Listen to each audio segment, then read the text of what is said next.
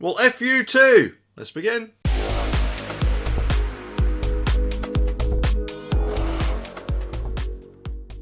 Okay, now before we start, I'd just like to say a massive thank you to my hairdresser, barber, they don't like being called hairdressers, do they? For sending this in, because they really do need to be towed. Firstly, because I can't carry on treating businesses who are trying to make a living in this cost of living crisis like this. And secondly, because where else am I going to get my hair cut?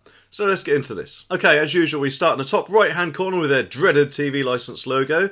And instead of the legal occupier, they say to the proprietor or manager of slashers. Now, I've only put half of the business name there because I don't want TV licensing to think they can possibly try to get him in any trouble whatsoever. But I would like to say that that is a place to go where you can get a good haircut. Although, admittedly, it could be anywhere in the country because I haven't included the address, but if you're local to me, you'll know where it is. Then, of course, we've got a few QR codes to make it all official looking. We've got the date, February 2023, and, of course, the reference number, which may or may not be made up. And in big, bold red letters, your premises are being investigated. Oh! Why let a prosecution damage your business reputation? Now, correct me if I'm wrong, but if you're trying to sell someone something or trying to ask them for money, the last thing you're going to want to do is trying to threaten them right from the off, because technically that's what they've done. That's before they've even put "Dear Sir" or "Madam." So to be honest, they got my backup before I even read this. And not only that, but they've also put pre-visit notice above the date to make it seem like you're in trouble already. It's just absolutely ridiculous. Our database shows there is no TV licence at your premises. Well, good, because to be honest, I don't think a barber really needs one, do they? But by law, we have to investigate this.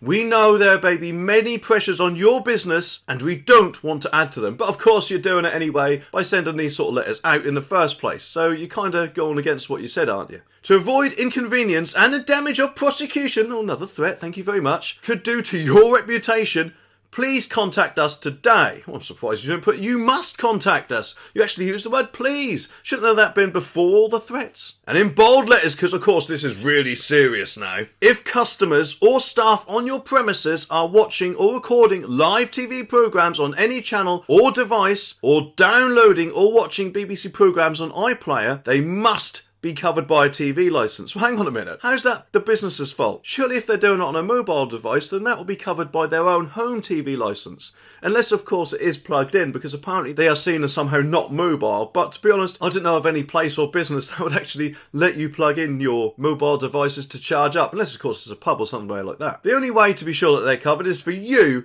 to buy a TV licence. So hang on, I don't think they're really getting this. It is not the business's responsibility to make sure that their customers are covered. Surely it's the customer's responsibility themselves to make sure they're covered. I mean, what do they want us to do? Stop people at the door and say, "Hang on, have you got a TV licence? Because if you haven't, you cannot come in." I'm sorry, we're not going to change into TV licence inspectors and do your job for you. And at the end of the day, in my opinion, this is a totally outdated fee and goes far beyond what is considered acceptable in modern day times. TV can be great for business. Oh, they try to sell it to us after they've heaped on piles of pressure. For example, keeping customers entertained in waiting areas. Whatever you use your TV for, if you need a TV licence, it costs £159, which to be honest is quite a lot of haircuts, and therefore free labour that he would have to do to actually buy a TV licence in the first place. And how long are you actually in the barber's anyway, before you're actually in the chair, then a quick 5 or 10 minute chat, and then you're out again, aren't you? So I myself don't think a TV licence would be a very good purchase for any sort of barbers or hairdressers or any place like that when you're in there for such a short amount of time. But here we go, of course, we're going back to the threats again. We've got a pound sign this time. Oh, they learned how to draw. Very well done.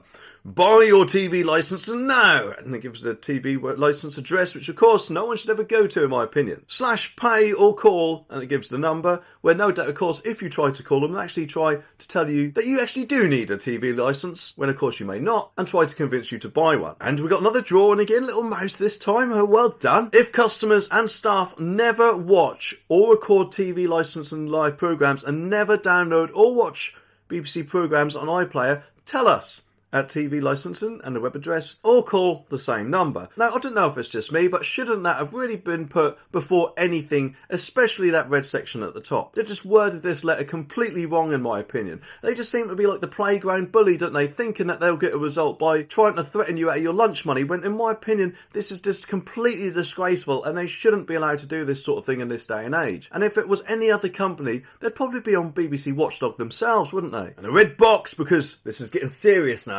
What happens if I don't Act now. One of our officers, strange, it's not bold, isn't it? But one of our officers may investigate your premises in person. Oh, well, you try to get a free haircut or something, good luck with that. If they find evidence that your staff or customers are watching, recording or downloading TV illegally, you could be prosecuted and fined up to £1,000, plus legal costs and / any compensation you may be ordered to pay. Well, hang on, if you find that a customer is watching TV on their mobile device, shouldn't you then investigate the customer himself rather than the business? Because if you have recently bought a TV licence, thank you so much. We'll update our records and remove your business from our investigation. Well, of course, I don't know about you, but to me, that line is quite laughable because it kind of comes across as the playground bully who's bringing you an ice pack just after they give you a good old kick in the gonads. It just seems that they're going from nasty to nice, all the way down this letter.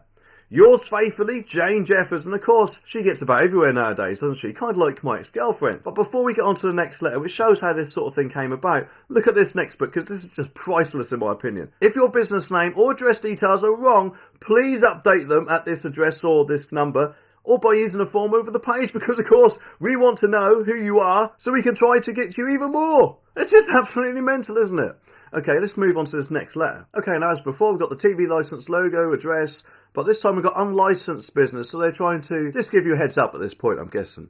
We've got the date, December 2022, then in black, we haven't got as far as red yet, but in black, are your customers or staff watching TV programmes at this unlicensed property? Well, to be honest, we don't know. We haven't asked them, and we don't need to, unless, of course, they're plugging in their mobile device. And as I said earlier, I don't think anyone would do at a barbershop, would they? Now, down the left-hand side, we've got their web address, phone number, license fee cost with added pictures in case you can't read, and in a big black circle, please reply by the 4th of January 2023 to avoid an investigation, which, to be honest, is their first kind, in my opinion, of possible threat. Dear Sir/Madam, our records show that your business address does not currently have a TV licence. This means it is against the law for you, your staff or customers to plug in and watch or record live TV programmes on any channel or to download or watch BBC programmes on iPlayer, which is a bit strange, isn't it, really, because on the other letter I first read, they hadn't mentioned anything at all about plugging in as far as I can remember. So presumably they thought by removing that, it may make you think, oh, hang on a minute, they are doing that, even when they're doing it on their mobile phones, of course, not being plugged in. And of course, you may then feel pressured into actually buying something that you obviously may not need. This could be on any device, including a TV, desktop computer, laptop, mobile phone, tablet, games console, digital box, or DVD and VHS, wow, recorder. Yes, we know what devices are, thank you very much. Please get in touch straight away, in bold, if your business needs a licence, which you can obviously pay in full, or you set up a direct debit to spread the cost. And you can do this at their web address or by calling their number, which in my opinion you should only call if you actually want to cancel your TV licence. If you need to move your licence from an older business address, because I'm guessing they think everyone must have one nowadays, visit a different web address, but of course the same number. And if your business doesn't need a TV licence, which in my opinion should have been put first, really, because what else are we getting these letters? Please let us know at this web address, or by calling, of course, the same number, or with the form over the page. And we may confirm this with a visit, because, let's face it, I don't think they really trust us. What happens next? Well, if we don't hear from you by the 4th of January, this address will be passed to our Enforcement Division for investigation. And if they find evidence of illegal TV viewing on your premises, your business risks being prosecuted. And now, of course, what appears to be another legal threat, because let's face it, no business, or anyone at all, actually, while I'm thinking about it, wants to be prosecuted, do they? And for a business, it's especially damaging, because surely TV licensing knows that the business's reputation is paramount, isn't it? And of course, with trigger words such as Enforcement Division and investigation, that's only going to heap on the pressure even more. Yours faithfully, Ross McTaggart. Has he been watching Taggart or something on ATV? Who knows? He's the Customer Service Director. Oh, it's gone all the way to the top. Poo your pants time, not. At the end of the day, what you have to remember is even though a business is slightly different to a person, because with a business they can just generally sort of walk in, can't they? Like a customer would do if they're, let's say, for example, having a haircut or something like that. But you still don't have to talk to them or answer any of their questions. They are not the police. And just because you're a business, it doesn't mean that they can just turn up and think they can do what they like and go through all customer-restricted areas where only staff are allowed. They surely would have to ask your permission first, unless, of course, they have a court warrant and are with the police. But they can only get one of those warrants if they have some actual evidence that you've been breaking the TV licence law, which they can only really get if they do an inspection in the first place. And, of course, being your business, the best bit is you could just kick them out and ask them to leave, can't you? And why not throw in a lifetime ban while you're at it? And if you don't let your customers plug anything in or have a TV set up in the corner or anything like that, and you've got absolutely nothing to worry about at all. So in that case, these TV license letters themselves, even though they do come across as threatening, please do not give in to them if you don't need a TV license. Instead, they could actually help your heating costs by burning the letters in your fire if you have one, or using them as toilet paper maybe. I mean, who knows? Hopefully though, in 2027, when the TV Licence Raw Charter Protection ends, all this thing will be a distant memory. But what is actually quite worrying until then, because let's face it, we're still a few years away, is what the BBC Director General said in this video, which to me personally, I think he needs his head removed from his bum. Anyway, subscribe for more and I'll see you in the next one.